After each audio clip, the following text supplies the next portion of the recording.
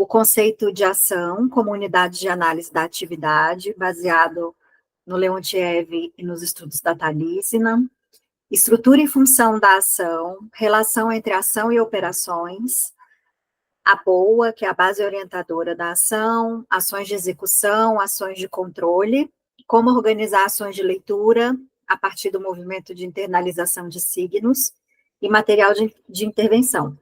Recapitulando um pouco do que a gente conversou ontem, todo o direcionamento da nossa avaliação e das nossas mediações são baseados na psicologia histórico-cultural, né, mais especificamente na teoria da atividade. Aqui a gente está utilizando bastante a base da Nina Thalissina e do Leontiev, então, e do Galperi. Então a gente vai conversar a partir desses autores, olhando para o fenômeno da leitura.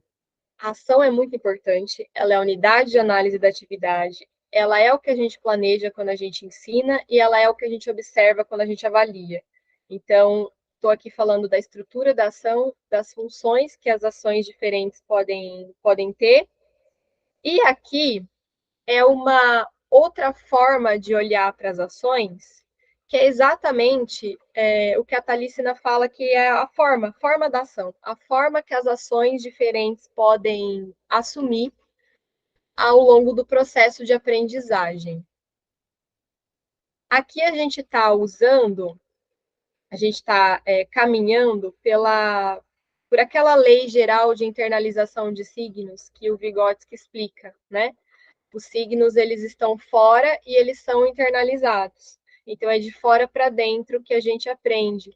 As coisas estão nas relações sociais, elas estão nos objetos, elas estão na dimensão concreta da realidade, elas são transformadas em símbolos, em signos, né, significado, e aí é assim que elas são internalizadas no nosso sistema psíquico.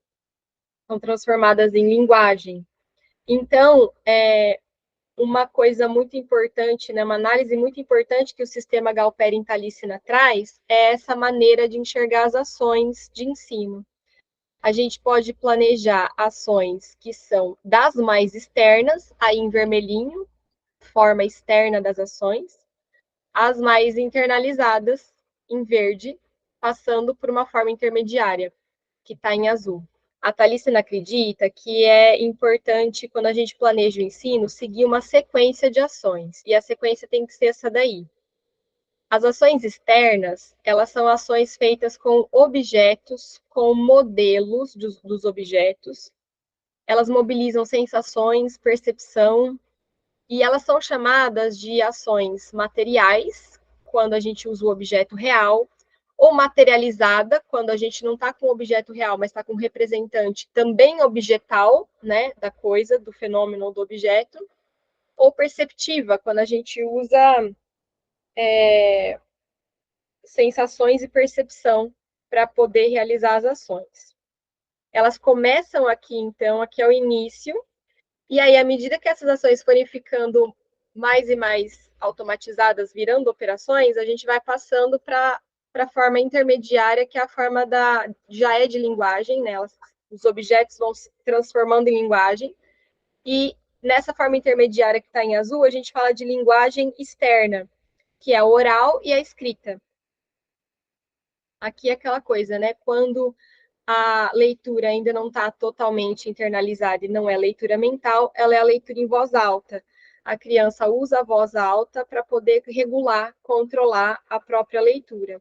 E a escrita também entra como uma ação importante de ensino da leitura, e a gente vai explicar depois por quê. E aí, a leitura internalizada é aquela que virou linguagem interna mesmo, e a gente está no plano da compreensão conceitual, não é só a decodificação, né?